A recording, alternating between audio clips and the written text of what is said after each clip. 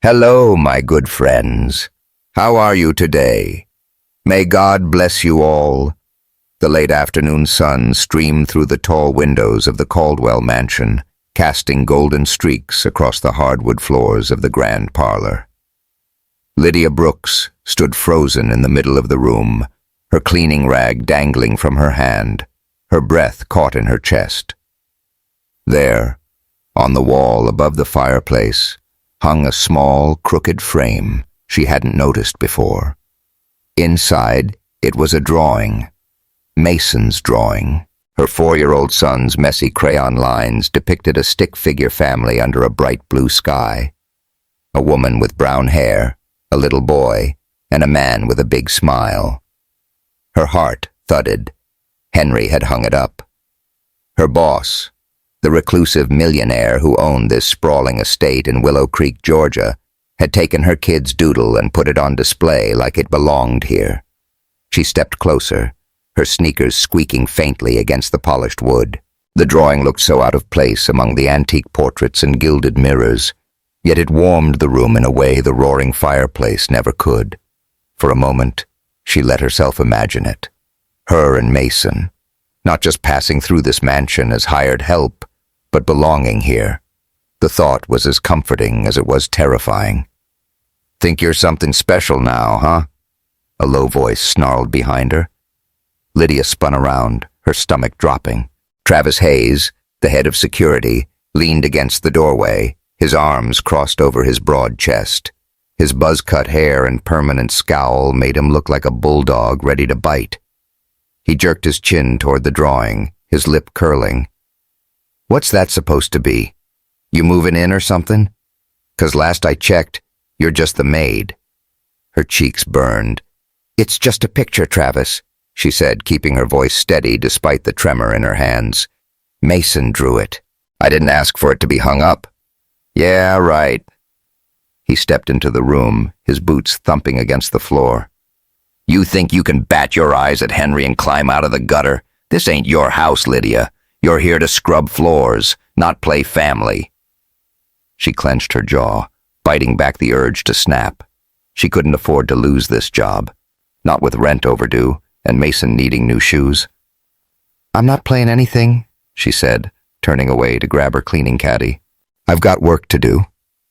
Travis snorted, but she felt his eyes boring into her back as she hurried out of the parlor. Her heart raced all the way down the hall, the weight of his words pressing on her like the humid Georgia air outside. Lydia Brooks wasn't the type to dream big. She'd learned early that dreams were luxuries she couldn't afford. Not when she was 28, raising a kid alone in a rundown rental on the edge of Willow Creek. The little white house with its peeling paint and creaky porch was all she could manage on her housekeeper's pay. Every morning, she'd wake up to the buzz of her ancient alarm clock, brew a pot of cheap coffee, and slap together a peanut butter sandwich for Mason's breakfast. He'd sit at their wobbly kitchen table, his little legs swinging, chattering about the bugs he'd seen in the yard or the pictures he wanted to draw. That kid was her whole world, and she'd do anything to keep a roof over his head, even if it meant scrubbing toilets in a mansion she'd never call home. The Caldwell place was a different universe. Tucked between cotton fields and pine woods, the estate sprawled across acres of land, its red brick facade and white columns screaming old Southern money. Inside, chandeliers glittered like stars, and the air smelled of lemon polish and aged leather. Lydia had been working there for 6 months, pushing her cart of sprays and rags through endless rooms, her footsteps muffled by plush rugs. She'd learned to move quiet, to blend into the background like a ghost. Most days, she barely saw Henry Caldwell, just glimpses of him staring out the windows or sipping black coffee on the wraparound porch. Henry was a mystery wrapped in a 3-piece suit, 40 years old, with dark hair graying at the temples and eyes that always looked a little lost. He carried himself like a man who'd seen better days. Folks in town whispered about his wife, Ellie, who'd died of cancer 5 years back. Since then, he'd turned into a recluse, rarely leaving the estate. Lydia figured he kept her around because she didn't ask questions or get in his way. Until that drawing showed up, she'd thought he barely noticed her. She shook off the thought as she hauled her cleaning supplies into the kitchen. The room was massive, all stainless steel and granite, with a view of the overgrown garden out back. Her radio sat on the counter, crackling with a twangy country tune she didn't bother to change. Music kept her mind off the ache in her back and the constant worry gnawing at her gut. Rent was due in a week, and she was still $200 short. Mason's daycare lady, Miss June, had been kind enough to watch him today, but Lydia hated leaning on her so much. She needed this job, plain and simple. "Hey, girl, you look like you're carrying the world on your shoulders." A cheerful voice broke through her thoughts. Lydia glanced up to see Clara Evans leaning against the counter, her gardening gloves tucked into the pocket of her overalls. Clara was the estate's landscaper, a wiry woman with a freckled face and a grin that could light up a storm. She was the closest thing Lydia had to a friend here. "Just another day," Lydia said, forcing a smile as she sprayed down the sink. "Mason's with Miss June again. I hate asking her all the time." Clara grabbed a rag and started wiping the counter, unasked. "You're doing what you gotta do, hon. That boy's lucky to have a mama like you. And hey, if Henry ever notices how hard you work, I bet he'd slip you a raise." She winked. Lydia laughed, a short, dry sound. "Yeah, right. He barely knows my name. I'm just here to keep the dust off his fancy furniture." "Uh-huh," Clara said, smirking. "Tell that to the guy who hung up Mason's masterpiece in the parlor. I saw it this morning. Cute as hell. He's got an eye for you, mark my words." Lydia's stomach flipped. "Clara, don't. I can't afford rumors. Travis already thinks I'm up to something." Clara rolled her eyes. "Travis thinks everyone's out to get him. Ignore that jackass. He's just mad 'cause Henry don't give him the time of day." "Maybe," Lydia muttered, scrubbing harder at a non-existent stain. She didn't want to think about Henry noticing her, not like that. She just wanted to clock in, clock out, and get home to Mason without any trouble. The rest of the day dragged on, the heat pressing against the windows as Lydia moved from room to room. She dusted the bookshelves in the library, swept the wide staircase, and wiped down the baseboards in the dining room, her mind drifting. She pictured Mason at Miss June's, probably drawing bugs or chasing her tabby cat around the living room. He was a good kid, bright, curious, always asking questions she didn't know how to answer. Like why his daddy wasn't around. She'd told him the short version. He had to go away, baby, leaving out the part where he'd walked out the door with her last $500 and never looked back. By the time her shift ended, her arms ached, and her shirt clung to her back with sweat. She gathered her things, the radio, her caddy, her beat-up purse, and headed for the front door. The mansion was quiet, the only sound the hum of the AC and the faint chirp of crickets outside. She stepped onto the gravel driveway, the evening breeze cooling her skin, and started the long walk home. But that drawing wouldn't leave her mind. Why had Henry hung it up? Was it just a nice gesture, or did it mean something more? She didn't know if she wanted it to mean anything. Life was hard enough without complications, without Travis breathing down her neck, or her own heart daring to hope for something she couldn't have. As she trudged past the cotton fields, the sky turning pink and orange, she made up her mind. Tomorrow, she'd keep her head down, do her job, and stay out of trouble. That was the plan anyway. The Saturday sun hung high over Willow Creek, baking the gravel driveway outside the Caldwell mansion. Lydia gripped Mason's small hand as they walked up to the big oak doors, her stomach twisting with a mix of nerves and something she couldn't quite name. She'd spent all week wrestling with Henry's quiet kindness. That damn drawing on the parlor wall still haunted her. And now here she was, stepping into his world on her day off. Mason, though, was buzzing like a firefly, his sneakers kicking up dust as he tugged her along. "Mama, are we going to see the big house?" he asked, his brown eyes wide. He clutched a peanut butter-stained sketchbook under his arm, crayons rattling in his pocket. Yeah, baby, Lydia said, forcing a smile. Mr. Henry's got a surprise for you. The doors swung open before she could knock, and there stood Henry Caldwell, looking less like a millionaire and more like a regular guy in a faded blue t-shirt and jeans. His dark hair was mussed, and he held a paint roller in one hand like he'd already been at work. Hey, y'all made it, he said, his voice warm as sweet tea. He knelt down to Mason's level, grinning. You must be the artist I've heard so much about. Mason blinked, suddenly shy, and hid half his face behind Lydia's leg. Hi, he mumbled, peeking out. Henry chuckled.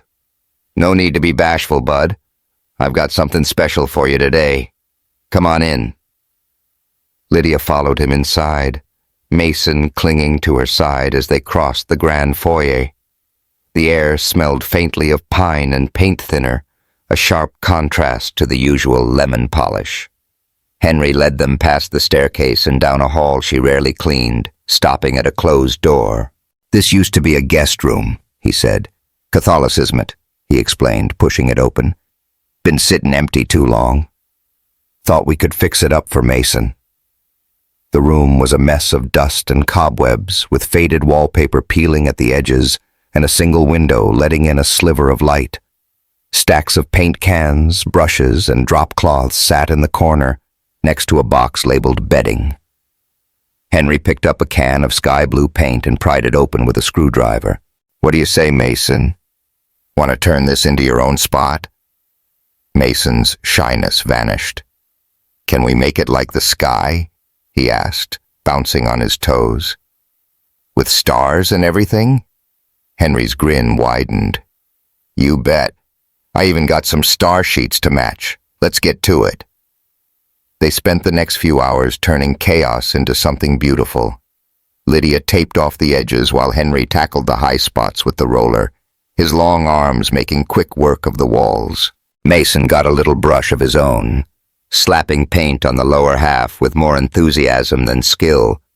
Blue splattered on his cheeks and overalls, and he giggled every time a drop hit the floor.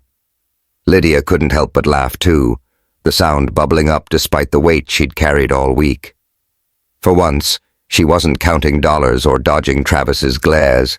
She was just here, with her boy and a man who seemed to genuinely care. Henry set his roller down and grabbed a rag to wipe his hands, glancing at Mason.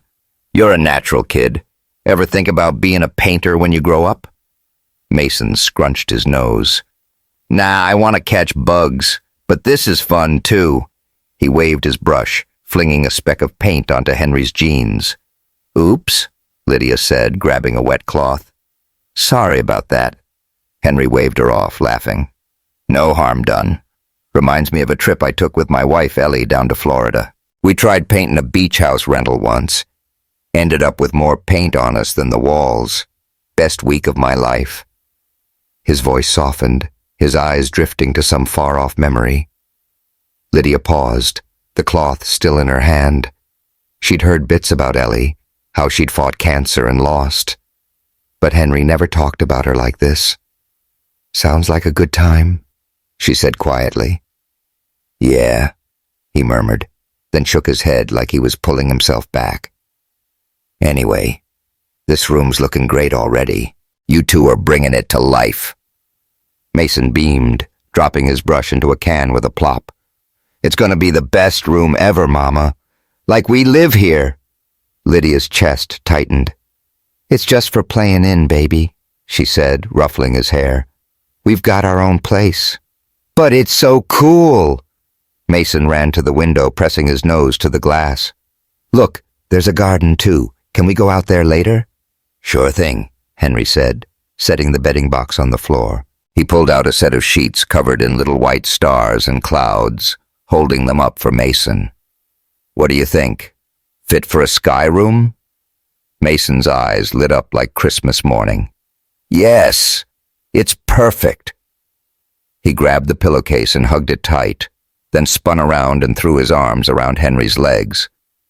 You're my best friend, Mr. Henry. Lydia froze, her breath catching. Henry blinked, clearly caught off guard, then crouched down and patted Mason's back. Well, shoot, bud. That's the nicest thing anybody said to me in a long time. Mason grinned, oblivious to the lump rising in Lydia's throat. She turned away, pretending to fuss with the paint cans, but her eyes stung with tears. Seeing Mason so happy, so free, hit her hard. He deserved this. A day without worries. A man who didn't walk out the door when things got tough. But could she trust it? Could she let herself believe Henry meant it when he smiled like that? You okay over there? Henry's voice broke through her thoughts. She swiped at her face, forcing a nod. Yeah, just dust or something. Thanks for this, Henry. Means a lot to him. Means a lot to me, too, he said, standing up. His gaze lingered on her, soft but steady. I've been rattling around this place alone too long. Hearing him laugh, hell, hearing you laugh, it's like the house is waking up. She managed a small smile, her heart thudding. Didn't know I was that loud. You're not, he teased. But it's a good sound. By the time they finished, the room glowed with fresh blue paint, the air thick with the sharp scent of it. Mason darted around, pointing out his favorite spots, while Lydia and Henry cleaned up. She folded the drop cloths, her hands moving on autopilot, her mind spinning. This felt too good, too easy.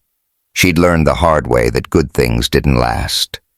Mason's dad had taught her that when he took her last paycheck and bolted, leaving her 6 months pregnant and broke. All right, Picasso, she called to Mason, slinging her purse over her shoulder. Time to head home. Aw, Mama, can't we stay? He whined, clutching the star pillowcase. Not tonight, baby. We've got church tomorrow. She glanced at Henry, who was stacking the paint cans in the corner. Thanks again. This was real nice. Anytime, he said, straightening up. Y'all are welcome here, you know that, right? Door's always open. She nodded, her throat tight. Appreciate it. They stepped outside, the evening air thick with the hum of cicadas and the faint sweetness of blooming jasmine from the garden. Mason skipped ahead, chattering about stars and bugs while Lydia trailed behind, her sneakers crunching on the gravel. She wanted to believe Henry, wanted to let herself lean into this warmth, but the fear still gnawed at her. What if it all fell apart? As they reached the edge of the driveway, she glanced back at the mansion.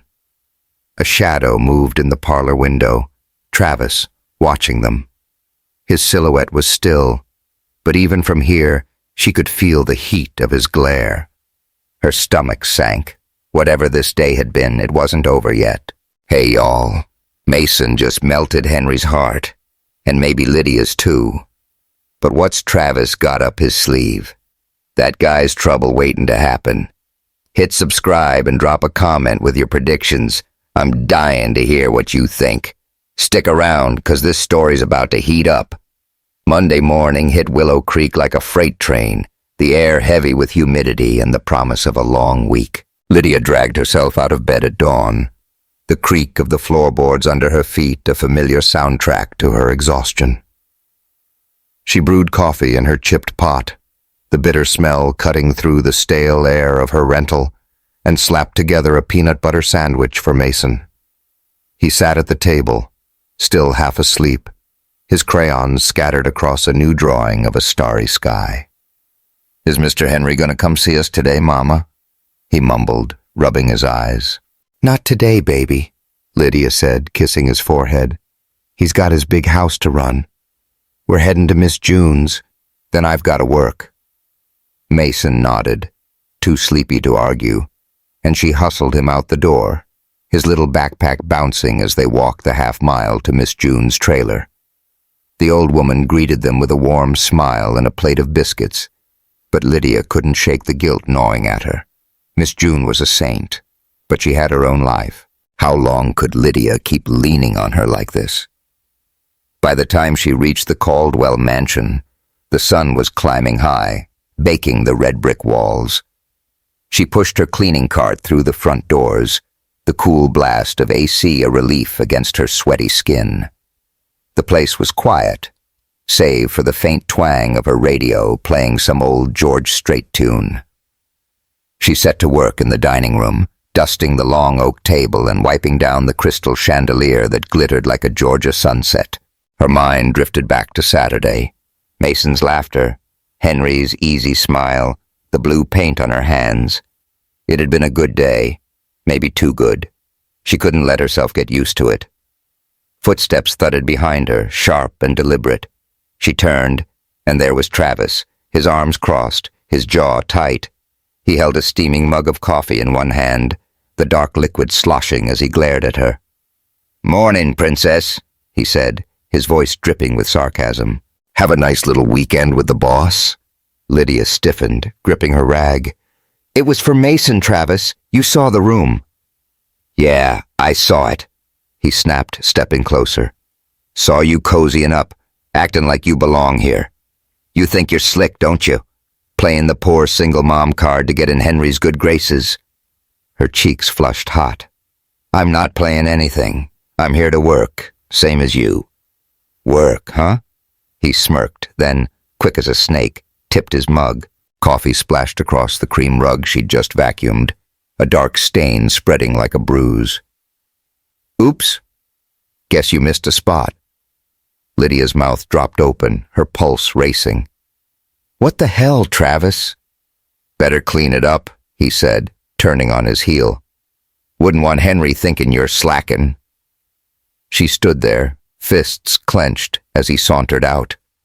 Her hands shook as she grabbed a bottle of carpet cleaner and dropped to her knees, scrubbing at the stain. The sharp smell of chemicals burned her nose, but it couldn't drown out the memory flashing through her mind. Mason's dad, Jake, laughing as he stuffed her last $500 into his pocket and walked out. "You're on your own, babe," he'd said. She'd been scrubbing ever since, trying to hold her life together. And now Travis was pulling the same crap, kicking her when she was down. She kept her head low the rest of the morning, moving from room to room like a shadow. The coffee stain came out, but the knot in her stomach didn't. She couldn't shake Travis's words, or the way they echoed her own fears. What if he was right? What if Henry's kindness was just pity, and she was fooling herself thinking it meant more? By noon, she was in the kitchen, wiping down the granite counters, when Clara poked her head in. "Hey, hon, you look like a storm cloud rolled over you," she said, peeling off her gardening gloves. "What's up?" Lydia sighed, leaning against the sink. "Travis, he's got it out for me. Dumped coffee on the rug just to mess with me, then acted like it was my fault." Clara's jaw dropped. "That son of a... You tell Henry yet?" "No way," Lydia said, shaking her head. "I can't run to him like some kid tattling. He'll think I can't handle my own problems." Clara crossed her arms, her freckled face scrunching up. "Girl, Travis has been a thorn in everybody's side since day one. You remember how he got all pissy when Henry wouldn't promote him a couple years back? Said he wasn't dedicated enough. Now he's taking it out on you 'cause Henry's sweet on you." "He's not sweet on me," Lydia muttered, though her pulse quickened. "He's just being nice." "Nice, my ass," Clara said with a grin. "Hanging up Mason's picture? Letting y'all paint a room? That ain't just nice. That's personal. You need to stand up to Travis, Lydia. Show him you're not scared." Lydia stared at the counter, her rag twisting in her hands. "If I push back, he'll make it worse. I can't lose this job, Clara. Mason needs me to keep it together." Clara softened, stepping closer. "I get it, hun, but you can't let him walk all over you either. Think about it, okay?" "Yeah," Lydia said, though she knew she wouldn't. Fighting Travis meant risking everything, and she'd spent too long building this fragile little life to let it crack now. The afternoon dragged on, the heat pressing against the mansion's windows like a living thing. Lydia swept the back porch, the bristles of her broom scraping against the wood, her mind a tangle of worry. She kept picturing Mason's sky room, the way Henry had knelt down to hand him those star sheets. It had felt like a dream, one she didn't deserve to keep dreaming. Travis's sneer kept creeping in, poisoning it. She was hauling her cart back inside when Henry appeared in the hallway, a mug of black coffee in his hand. "Hey, Lydia," he said, his voice easy. "How's it going today?" "Fine," she lied, forcing a smile. "Just keeping busy." He nodded, his eyes lingering on her a beat too long. "Mason talking about that room nonstop yet?" She chuckled despite herself. "Oh yeah. Keeps asking when we can go back and add more stars." "Anytime he wants," Henry said, sipping his coffee. "Kid's got a spark. Reminds me of Ellie. She loved making things her own, too." Lydia's throat tightened. She wanted to ask about Ellie, to know more about the woman who'd left such a hole in his life, but the words wouldn't come. "He's a handful," she said instead. "Thanks for giving him that." "Pleasure's mine," he replied, then hesitated. "You sure you're okay? Look like you're carrying something heavy." For a second, she almost told him, about Travis, the coffee, the way her chest felt like it was caving in. But then she saw Travis's shadow pass by the end of the hall, and she swallowed it down. "Just tired," she said. "Long week." He frowned, like he didn't quite buy it, but nodded anyway. "All right. Take it easy, huh?" "Sure," she said, and watched him walk off, her heart sinking deeper. By the time she clocked out, the sky was turning purple, the cicadas screaming in the pines. She slung her purse over her shoulder and started the trek home, her sneakers scuffing the dirt road. She'd just picked up Mason from Miss June's, his chatter about a ladybug he'd caught filling the silence, when her phone buzzed. A text from her landlord, short and brutal. "Rent's going up $50 next month. Pay on time or you're out." Her stomach dropped like a stone. She stopped dead in the road, Mason tugging at her hand, and stared at the screen. 200 short was bad enough. Now 250? She couldn't breathe. Mason looked up, his little brow furrowing. "Mama, what's wrong?" "Nothing, baby," she said, forcing her voice steady. "Let's get home." But as they walked, the weight of it all pressed down. Travis, the rent, the fragile hope she'd let slip in with Henry. Something had to give, and she was terrified it'd be her. The week crawled by in a blur of sweat and worry, the Georgia heat pressing down on Willow Creek like a wet blanket. Lydia moved through her days on autopilot, dropping Mason at Miss June's, hauling her cleaning cart around the Caldwell mansion, scrubbing floors until her knuckles ached.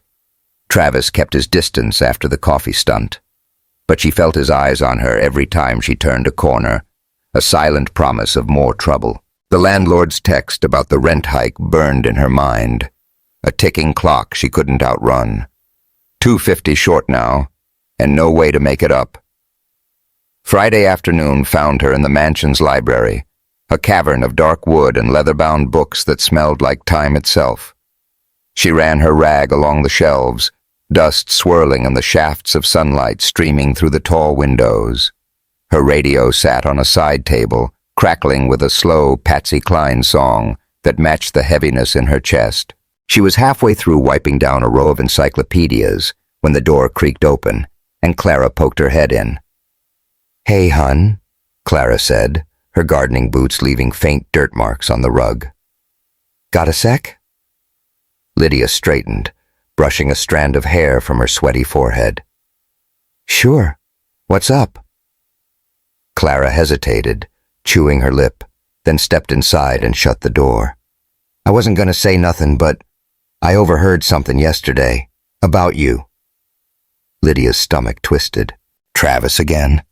"Nope," Clara said, lowering her voice. "Henry, he was on the phone with somebody, sounded like your landlord, Mr. Tate. Said he'd cover your rent for the next couple months. Told Tate to keep it quiet, like you weren't supposed to know." The rag slipped from Lydia's hand, hitting the floor with a soft thud. "What?" she whispered, her voice barely audible over the radio. Clara nodded, her freckled face tight with concern. I'm guessing he paid that extra 50 too. Tate was grumbling about it, but Henry shut him down fast.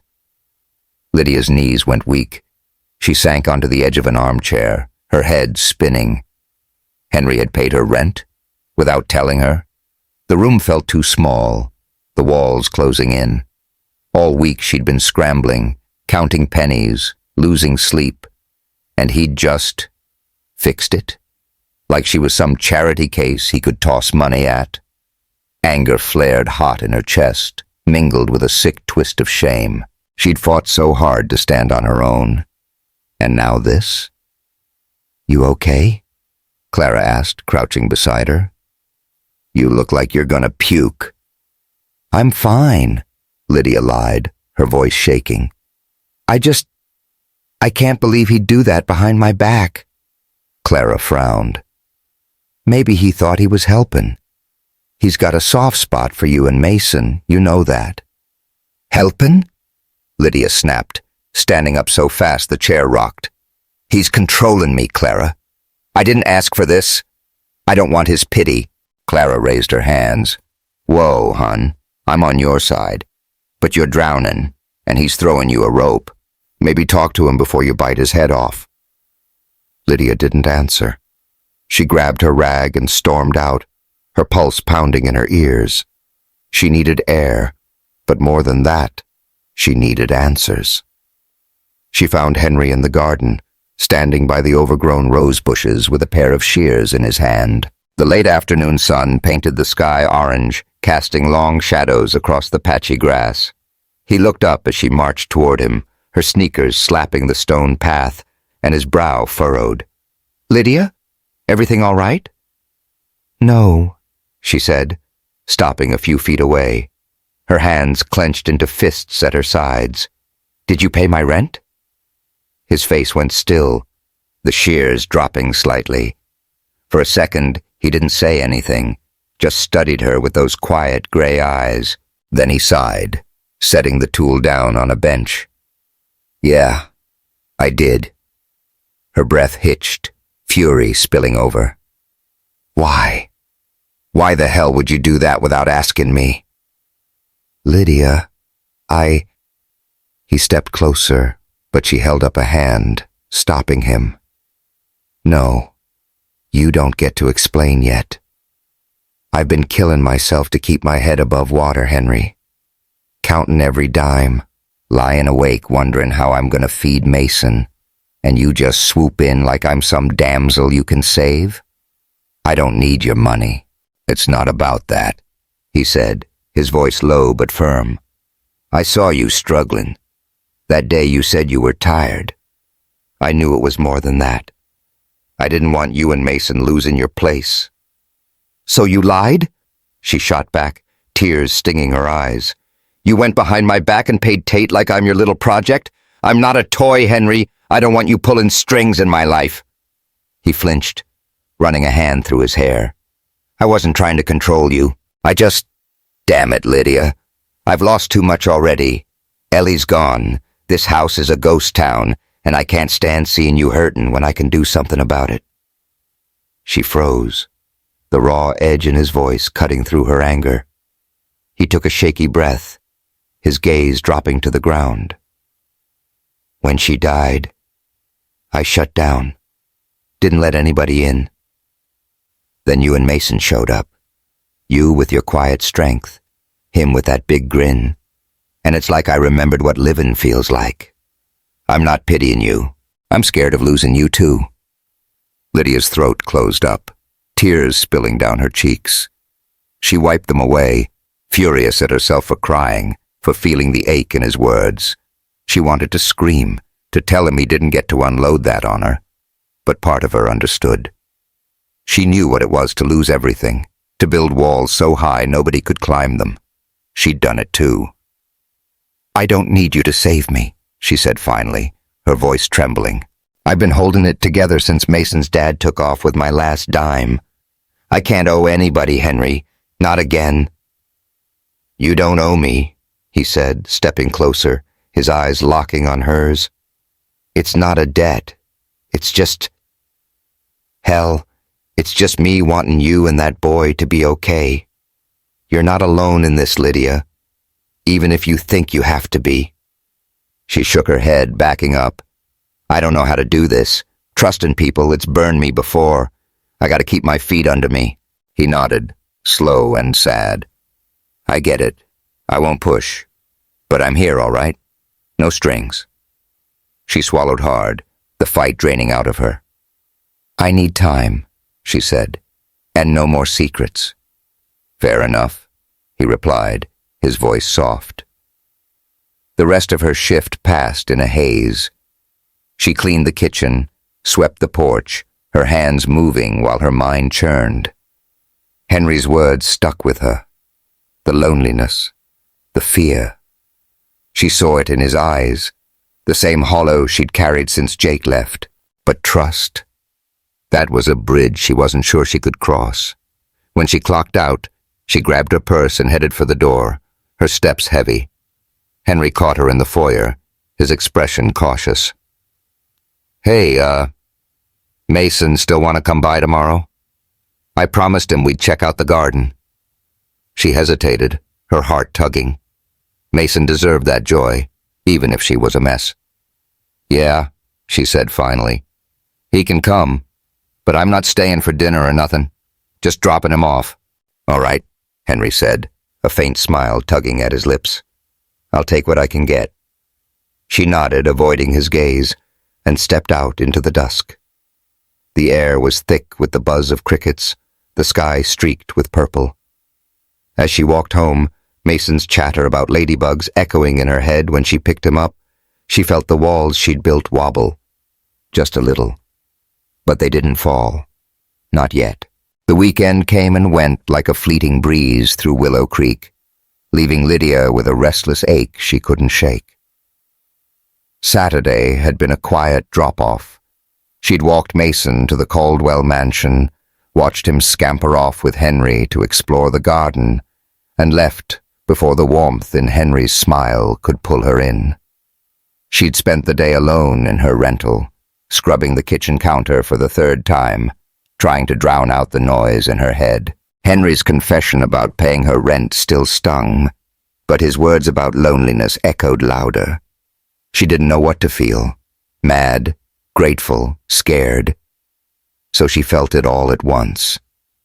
Monday rolled around, gray and muggy, the sky threatening rain.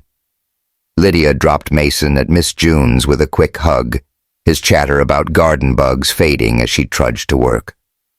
The mansion loomed ahead, its red brick dulled by the overcast light. She pushed her cart inside, the familiar hum of the AC greeting her, and set to work in the parlor. Her radio played a low Johnny Cash tune, the gravelly voice a comfort against the unease prickling her skin. She'd barely started dusting the mantel when she caught whispers from the hall, sharp, clipped voices she couldn't quite make out. She stepped closer to the doorway, rag in hand, and peeked out. Two of the groundskeepers, Pete and Marla, stood by the staircase, their heads bent together. Heard she's got Henry wrapped around her finger, Marla muttered, her voice low.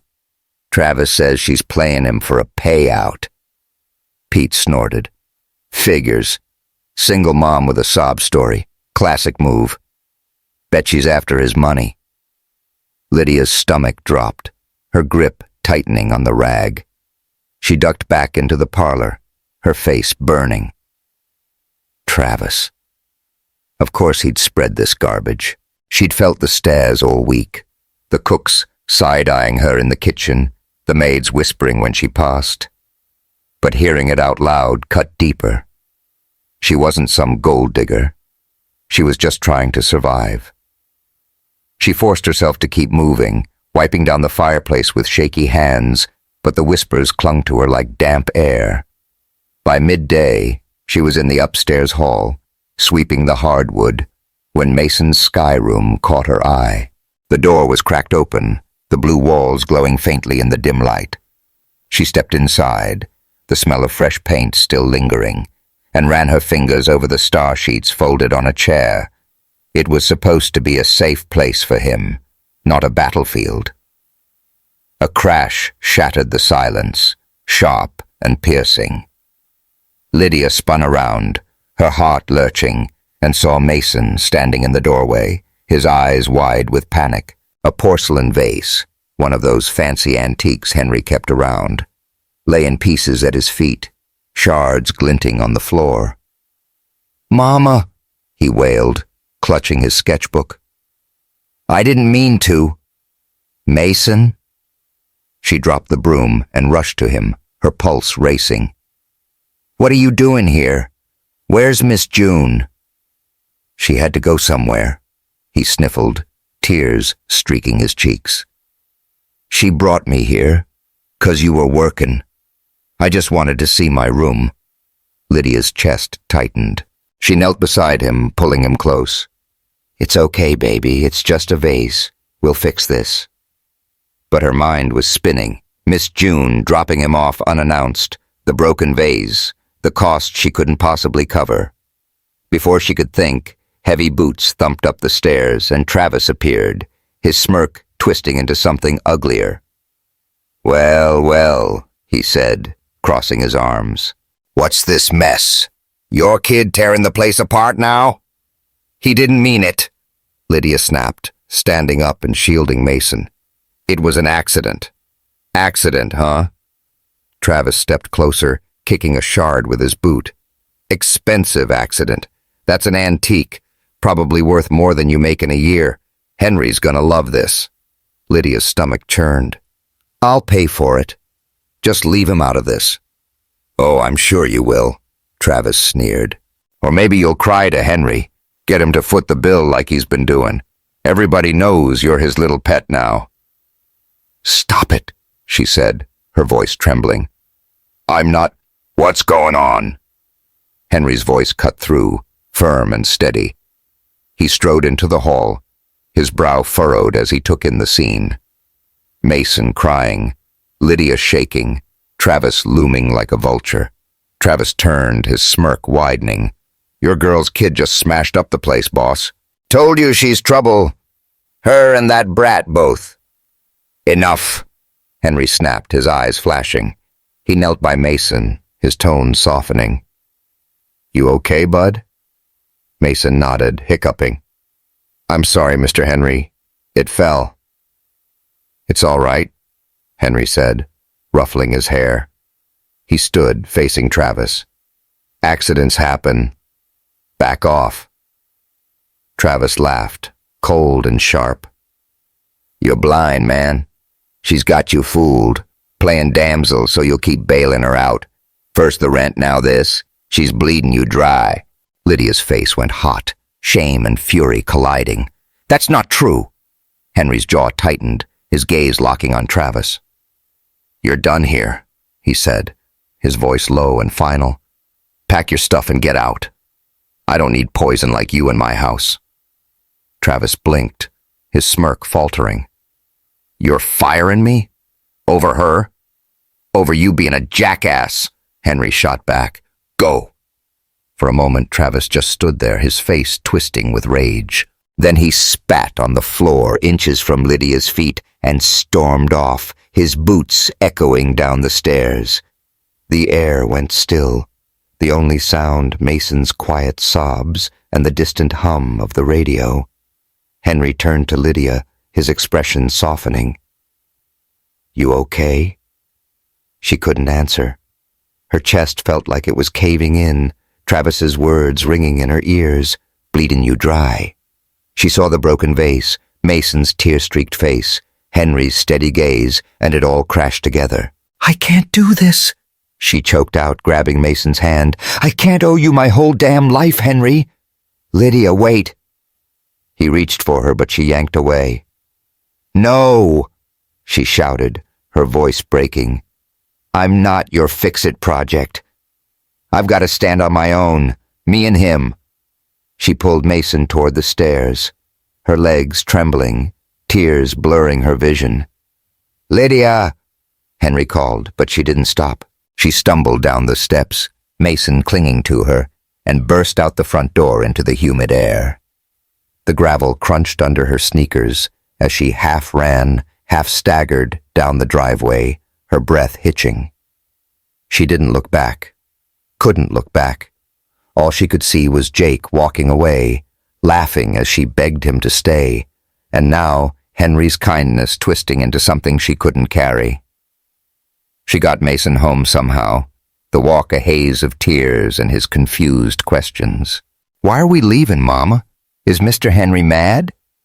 She couldn't answer, just sank onto their sagging couch with him in her lap, holding him tight.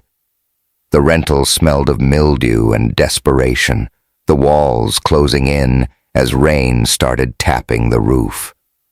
She'd lost control of her job, her life, her heart, and she didn't know how to get it back. Her phone buzzed on the cushion beside her, Henry's name flashing on the screen. She stared at it, her thumb hovering, then let it go to voicemail. She couldn't face him. Not now. Not when she was drowning in the mess she'd made. And it all crashed over her like a wave she couldn't swim out of. "No," she choked out, her voice breaking. "I'm not okay." Henry stepped closer, his hand reaching out. "Lydia, it's just a vase. I don't care about—" "I care!" she shouted, her words bursting out before she could stop them. She pulled Mason behind her, her eyes wild with panic. "I can't keep doing this, Henry. You firing Travis, paying my rent, acting like I'm your responsibility. I don't want it. I don't want to owe you my whole damn life." His hand dropped, his face paling. "You don't owe me anything. I told you that."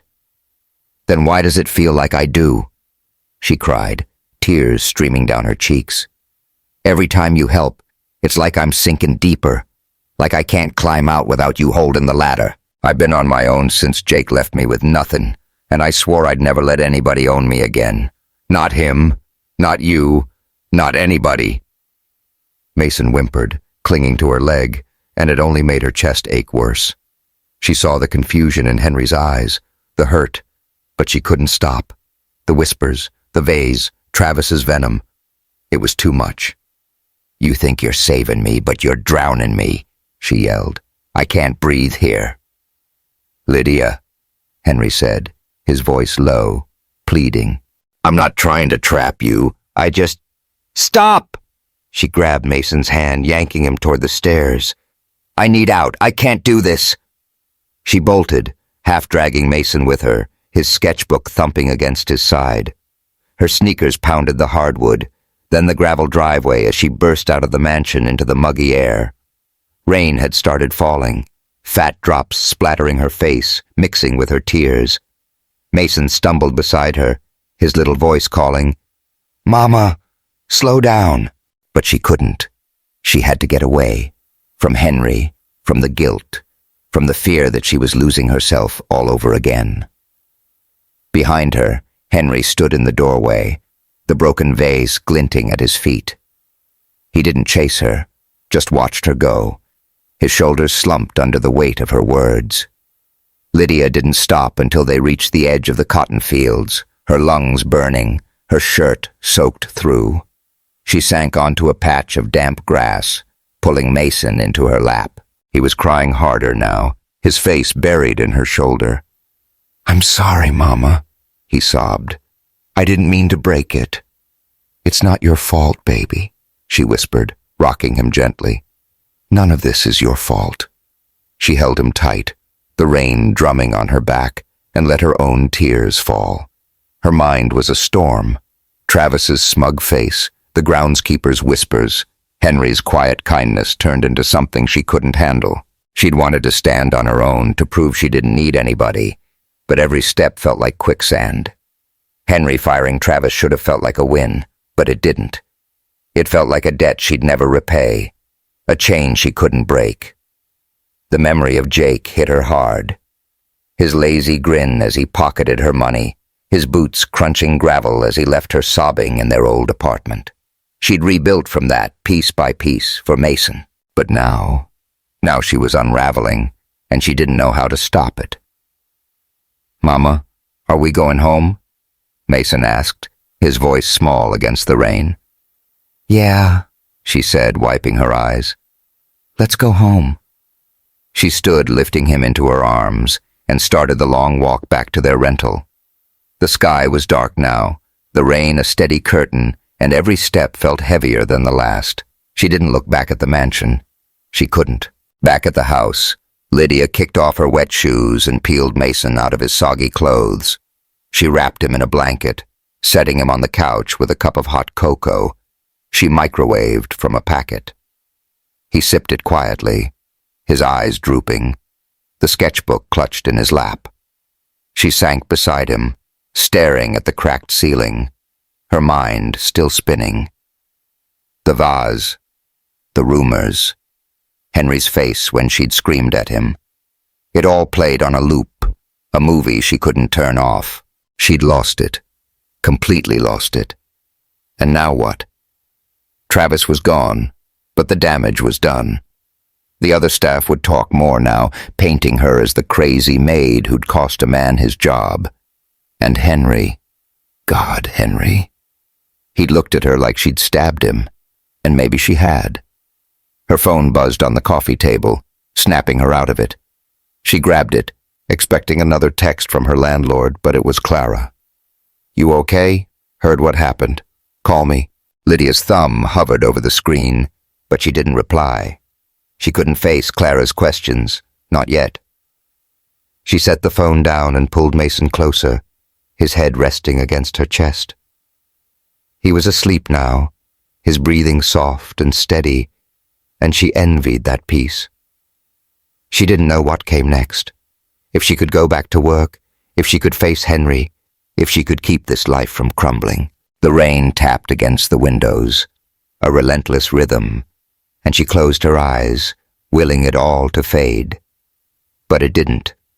The walls she'd built were cracking, and she didn't know if she could patch them up this time. The rain didn't let up all night, drumming against the roof of Lydia's rental like it was trying to wash her away. She barely slept, curled up on the couch with Mason, his little body warm against hers. Every creak of the house made her flinch. Every shadow on the wall replayed the scene at the mansion. The vase shattering, Travis's sneer, Henry's broken expression as she ran.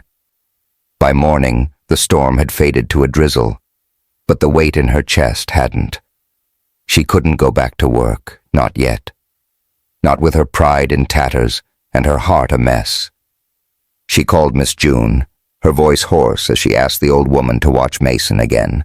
Just for today, she said, hating how desperate she sounded.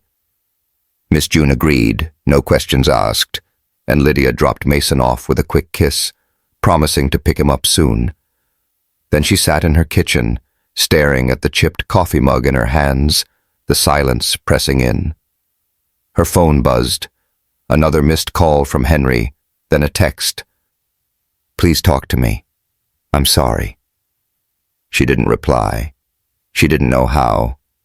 A knock rattled the flimsy door, startling her. She shuffled over, expecting the landlord with another rent threat, but it was Clara, her raincoat dripping and her freckled face set with determination. Girl, you look like hell, Clara said, stepping inside without waiting for an invite. I've been calling you all night. Lydia shut the door, leaning against it. I'm fine. Bull, Clara shot back, peeling off her coat. I heard what went down. Mason and that vase. Travis getting canned. You running out like the place was on fire. What happened? Lydia's throat tightened. She sank into a chair, her hands twisting together. It's a mess, Clara. Travis spread lies about me. Said I'm using Henry. Then Mason broke that damn vase, and Travis made it sound like I'm ruining everything. Henry fired him, and I lost it. Yelled at Henry and bolted. Clara sat across from her, her eyes narrowing. Travis is a snake, hon. You know that. But why'd you turn on Henry? He was defending you. 'Cause I can't keep leaning on him, Lydia snapped, her voice cracking. He paid my rent, Clara, behind my back. Now he's firing people for me. I don't want him fixing my life like I'm some broken toy. I've got to stand on my own. Clara leaned forward, her tone sharp but kind. Listen to me. Travis wasn't just gunning for you.